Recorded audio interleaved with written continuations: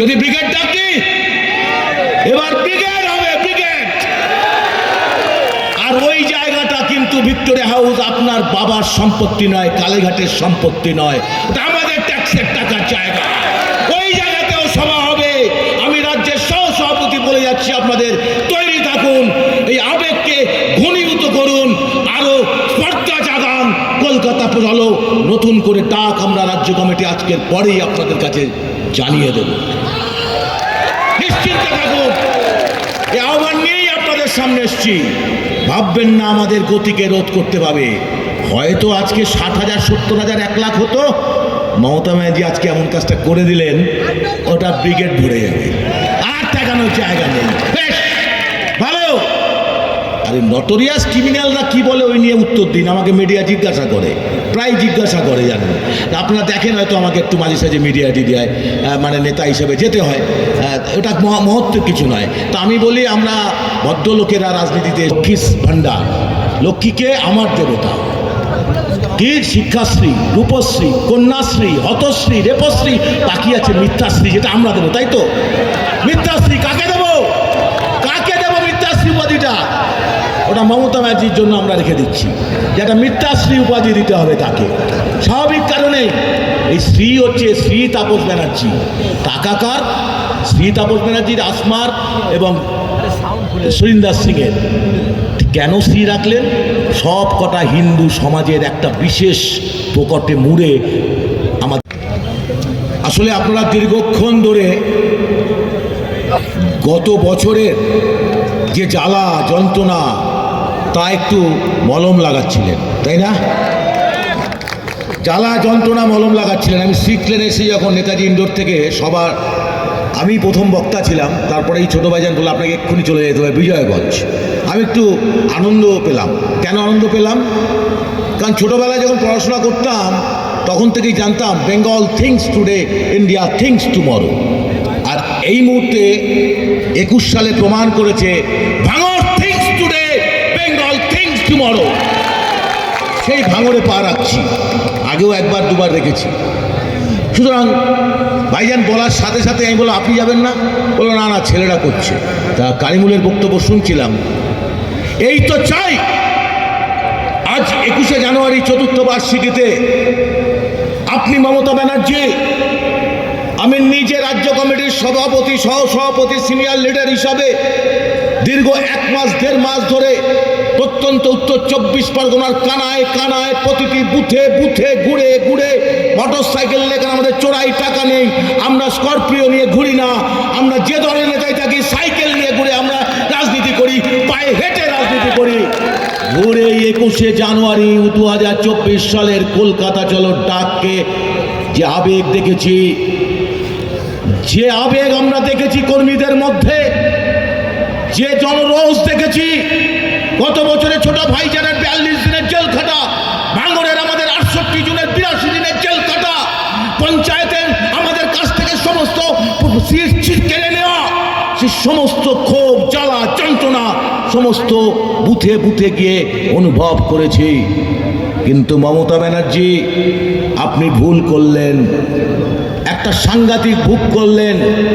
পশ্চিমবঙ্গের মাটিতে আজকে কলকাতায় আইএসএফের যে সভার ডাক আমরা দিয়েছিলাম, সেই সভাটা পরিকল্পিতভাবে বানচাল করার মধ্যে দিয়ে আবেগের যে মানুষ, আবেগ বশবর্তী হয়ে, আবেগ না থাকলে বিনয় বাদল দীনেশ তৈরি হতো না, ক্ষুদিরাম তৈরি হতো না, সিধু কানু বিরসা মুন্ডা তৈরি হতো না। আবেগ থাকে। আর পশ্চিমবঙ্গে আপনাকে ওই রাইটার্স থেকে, মানে ওই নবান্ন থেকে নামানোর জন্য যে আবেগ, চোখ কালো চুলের মাথাগুলোর যে আবেগকে পুঞ্জীভূত করছে, আজকে সেটা ক্রোধে পরিণত করলেন আপনি আরেকবার। এই ক্রোধের আগুন জ্বলুক দ্বিগুণ, চিরশত্রুর পরে ঘৃণার আগুন জ্বলুক জ্বলুক, দাবানল দাবানলের মতন জ্বলবে এই ক্রোধের আগুন। এই আজকের 21শে জানুয়ারি, এই 21শে জানুয়ারিতে আমাদের কর্মীদের যে ভাবাবেগে আপনি আঘাত করেছেন, সেই আঘাত আজকে ক্রোধের পরিণত হলো, আরো ছড়িয়ে গেল ক্রোধটা। আমরা যদি ব্রিগেডে ডাক দিই কি হবে? যদি ব্রিগেড ডাক দিই এবার ভিক্টোরিয়া হাউস আপনার বাবার সম্পত্তি নয়, কালীঘাটের সম্পত্তি নয়, ওটা আমাদের ট্যাক্সের টাকার জায়গা। ওই জায়গাতেও সভা হবে। আমি রাজ্যের সভাপতি বলে যাচ্ছি আপনাদের, তৈরি থাকুন, এই আবেগকে ঘনীভূত করুন, আরো স্পর্ধা জাগান। কলকাতা হলো নতুন করে ডাক আমরা রাজ্য কমিটি আজকের পরেই আপনাদের কাছে জানিয়ে দেব। নিশ্চিন্তে থাকুন, এই আহ্বান নিয়েই আপনাদের সামনে এসছি। ভাববেন না আমাদের গতিকে রোধ করতে পারবে।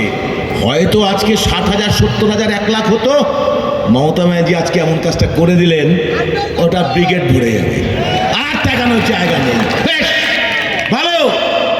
আরে নটোরিয়াস ক্রিমিনালরা কি বলে ওই নিয়ে উত্তর দিন। আমাকে মিডিয়া জিজ্ঞাসা করে, প্রায় জিজ্ঞাসা করে, জানেন। আপনারা দেখেন হয়তো আমাকে একটু মাঝে সাঝে মিডিয়া দেয়, মানে নেতা হিসেবে যেতে হয়, ওটা মহত্বের কিছু নয়। তো আমি বলি, আমরা ভদ্রলোকেরা রাজনীতিতে এসছি, আমরা লক্ষাধিক টাকার চাকরির মাইনে চাকরি ছেড়ে আইএসএফ করতে এসছি। আমাদের ওই বিড়ি খেতাম আর এখন স্করপিও ঘুরি না, বরঞ্চ লক্ষাধিক টাকার চাকরি ছেড়ে দিয়ে এসে স্কুটি নিয়ে ঘুরে রাজনীতি করি। তফাৎটা এইখানে। আর ওরা চায়ের দোকানদার, চলে গেল শঙ্করাট্য, চা বেচত, এখন দেখতে পাচ্ছেন তো কি হচ্ছে। আর আমি আপনাদের এলাকার এখানে, তো আপনারা আমার থেকে ভালো জানেন, আমি কেন আপনাদের এলাকার নেতাদের কথা বলবো, আপনারা বেশি ভালো জানেন। তা আইএসএফ, ইন্ডিয়ান সেকুলার ফ্রন্ট, ক্ষমতার রাজনীতি করতে আসেনি। নওশাদ সিদ্দিকী বারবার আমাদের চেয়ারম্যান, আমাদের মুখ, হয়তো আপনারা বলতে পারেন আমরা অভিজ্ঞ সিনিয়র লিডার, পার্টির মুখ নওশাদ সিদ্দিকী কেন? এটাই তো আজকে বড় প্রশ্ন।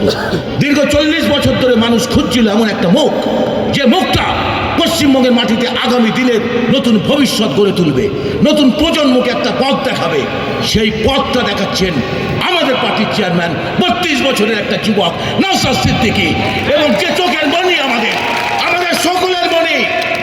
বুক পেতে তাকে আমরা রক্ষা করব, আমরা সিনিয়র লিডাররা তাকে তাত্ত্বিকভাবে পরিণত করব, আগলে রাখবো। এটাই হচ্ছে রাজনীতি, এটাই হচ্ছে একটা রাজনৈতিক দলের বৈশিষ্ট্য।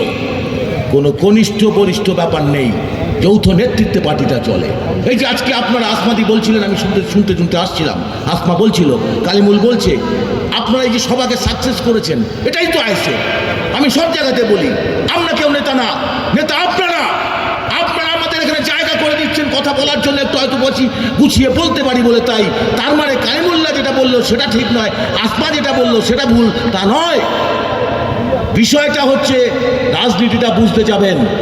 আজকে নওশাদ সিদ্দিকী কেন চেয়ারম্যান? আজকে এই মুহূর্তে ভারতবর্ষের বুকে তথা পশ্চিমবঙ্গে সবচেয়ে popular leader Naushad Siddiqui. Naushad Siddiqui popular leader. আমি তাকে নিয়ে গেছি উত্তরবঙ্গে, আপনারা দেখেছেন বিভিন্ন সোশ্যাল মিডিয়ার মধ্যে দিয়ে।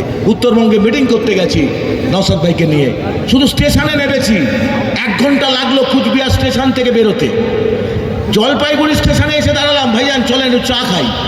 4 পয়সা আমাদের দিতে হলো না, সমস্ত টোটোওয়ালারা অটোওয়ালারা পয়সা দিয়ে দিল, বের করে নিল, কিছুতেই আমাদের পয়সা দিতে গেল না।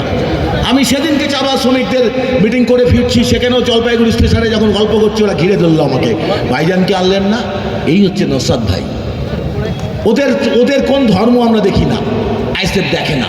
কারণ আমি সব জায়গাতে বলি, ধর্ম মানে কি ধারণ করা, কে কি ধারণ করছে এটা আমার বৈশিষ্ট্য নয়।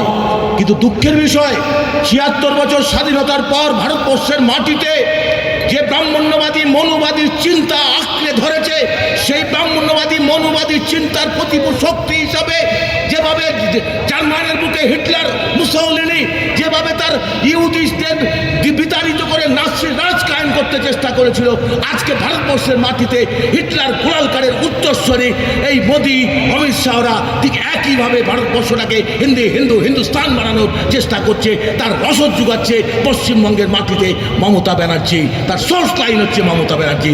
তাই আরএসএস এর মোহন ভাগবত বলে মমতা ব্যানার্জি হচ্ছে আমাদের দুর্গা। আর ঠিক দেখবেন কেন দুর্গা বলেন। আমার একটা বক্তৃতা আপনাদের সবার খুব ভালো লাগে, দেখি আমি শুনেছি যে মমতা ব্যানার্জি তার সমস্ত প্রকল্পগুলো ঘোষণা করেছেন সব শ্রী তাপস ব্যানার্জির নামে, অথচ টাকাটা কিন্তু শ্রী তাপস ব্যানার্জির, কালিমুল্লাহ ভাইয়ের, আসমার, সুরিন্দর সিংয়েরও টাকা। আর প্রকল্পটা হচ্ছে কি, লক্ষ্মী ভাণ্ডার। লক্ষ্মীকে আমার দেবতা, কি শিক্ষাশ্রী, রূপশ্রী, কন্যাশ্রী, হতশ্রী, রেপশ্রী, বাকি আছে মিথ্যাশ্রী, যেটা আমরা দেবো, তাই তো? মিথ্যাশ্রী কাকে দেবো? কাকে দেবো মিথ্যাশ্রী উপাধিটা? ওটা মমতা ব্যানার্জির জন্য আমরা রেখে দিচ্ছি, যেটা মিথ্যাশ্রী উপাধি দিতে হবে তাকে। স্বাভাবিক কারণেই এই শ্রী হচ্ছে শ্রী তাপস ব্যানার্জি। টাকা কার? শ্রী তাপস ব্যানার্জির, আসমার এবং সুরিন্দর সিংয়ের। কেন শ্রী রাখলেন?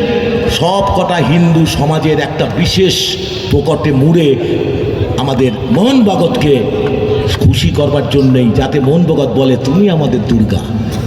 এটা এতদিন আপনাদের টুপি পরিয়ে রেখেছিলেন উনি, সব টুপি পরিয়ে রেখেছিলেন যে উনি হচ্ছে একমাত্র বিজেপি বিরোধী মুখ। আসলে উনি হচ্ছে বিজেপি। যতদিন তৃণমূল পশ্চিমবঙ্গে থাকবে ততদিন বিজেপি শক্তিশালী হবে। এই 11 বছরে দাঁড়িয়ে আরএসএসের সংখ্যা 14 গুণ বেড়ে গেছে। এই 11 বছরে আরএসএসের সংখ্যা, রাষ্ট্রীয় স্বয়ংসেবক সংঘের সংখ্যা, যাদের মূল শত্রু বাম ইসলাম, সেইটাই হচ্ছে বিজেপি, আর তার দোসর হচ্ছে তৃণমূল। সেই জন্যই দেখবেন তৃণমূল আর বিজেপি এক। কে বলেছে? মুকুল রায়ও বলে, যাহা তৃণমূল তাহাই বিজেপি। আসলে বিষয়টা আমরা এই নিয়ে আলোচনা করতে চাই না। যে জায়গায় আমি যাচ্ছিলাম, যে নওশাদ সিদ্দিকী আমাদের পার্টির চেয়ারম্যান, গাত্রদাও ওইখানে। কেন? উনি একটা পীরজাদা বংশের মানুষ, উনি ভারতীয় নয়। বাহ, কি অদ্ভুত! পীরজাদা কি রাজনীতি করতে পারবে না? আসলে ব্যাপারটা না, ওটা হচ্ছে যাদেরকে এতদিনভাবে ধর্মীয়ভাবে সংখ্যালঘু নিষ্পেষিত করার চেষ্টা করা হয়েছিল, তাদের ঘর থেকে কেউ নেতা হয়ে উঠে আসুক, ডেঞ্জারের ব্যাপার। আবার মমতা ব্যানার্জিকে ছাড়িয়ে চলে যাচ্ছে পপুলারিটিতে, অভিষেককে ছাড়িয়ে চলে যাচ্ছে। সুতরাং ওকে 42 আটকে দেখো, চাপ দাও, যদি আমাদের পার্টিতে জয়েন করাতে পারে। কিন্তু পারেনি। এ তো সে বান্দা নয়, নওশাদ সিদ্দিকী সে বান্দা নয়। কোটি টাকায় তাকে বিক্রি করা হয় না, কারণ তার রাজনীতির প্রয়োজন ছিল না। শুধু পায়ের পা দিয়ে বসে থাকতেন, লোকে টাকা দিয়ে যেত। টাকা রোজগারের জন্য কিন্তু নওশাদ সিদ্দিকী রাজনীতি করতে আসেনি, তাপস ব্যানার্জিও রাজনীতি করতে আসেনি। এটা জানতে হবে। আমরা এসেছি সমাজ পরিবর্তন করবার জন্য। সমাজ ব্যবস্থা কোন সমাজ ব্যবস্থা? এই যে সামন্ততান্ত্রিক, আধা সামন্ততান্ত্রিক এবং ফ্যাসিবাদী ব্যবস্থা, গণতান্ত্রিক অধিকার হরণের যে ব্যবস্থা কায়েম হয়েছে, যেটা আমাদের মমতা ব্যানার্জি করছে, মোদি করছে, দুজন একই সূত্রে কাঠছড়া বেঁধে ভারতবর্ষটাকে শেষ করছে, আর আমাদের রাজ্যটাকে শেষ করছে মমতা ব্যানার্জি। সেই সমাজ ব্যবস্থা পরিবর্তন করতে গেলে একদিনে সেটা সম্ভব নয়, এটা দীর্ঘস্থায়ী সংগ্রাম। রাজনীতি যদি আপনারা মনে করেন শুধুমাত্র আজকের মধ্যে আমরা হেরে গেলাম, ব্যাপারটা তাই নয়। দীর্ঘস্থায়ী লাগাতার মানুষের কল্যাণে লেগে থাকতে হবে, নিঃস্বার্থভাবে লেগে থাকতে হবে। তার মধ্যে দিয়ে আমাদের রাজনীতিকে প্রস্ফুটিত করে তুলতে হবে। আমি দীর্ঘ সময় নেব না, অনেকক্ষণ ধরে সভা চলছে। শুধু শেষ কথা, আজকের এই সভা থেকে আপনাদের সামনে আহ্বান রাখছি, আপনাদের সামনে আহ্বান রেখে যাচ্ছি যে আজকের এই সভা থেকে শপথ হোক, পঞ্চায়েত নির্বাচনে আমাদের যে অধিকার কেড়ে নেওয়া হয়েছে তার বিরুদ্ধে লড়াইয়ের শপথ। আজকের শপথ হোক, ভারতবর্ষের মাটি থেকে বিজেপি, ফ্যাসিবাদী বিজেপিকে সরানোর শপথ গ্রহণ করা হোক। পশ্চিমবঙ্গের মাটি থেকে স্বৈরাচারী দুর্নীতিগ্রস্ত তৃণমূলকে সরাবার শপথে গ্রহণ করেই আগামী দিনে কলকাতার রাজপথকে স্তব্ধ করে দিয়ে আমাদের বিশাল সমাবেশের মধ্যে দিয়ে লোকসভা নির্বাচনে আমাদের বিজেপিকে পরাস্ত করা, তৃণমূলকে পরাস্ত করার মধ্যে দিয়ে বিজেপিকে তাড়ানোর লক্ষ্যকে সামনে রেখে আপনারা এগিয়ে চলবেন। এই আহ্বান রেখে সবাইকে সংগ্রামী অভিনন্দন জানিয়ে আমার বক্তব্য শেষ করছি। ইনকলাব জিন্দাবাদ, আইএসএফ জিন্দাবাদ, নওশাদ সিদ্দিকী জিন্দাবাদ। ধন্যবাদ তাপস ব্যানার্জি মহাশয়কে।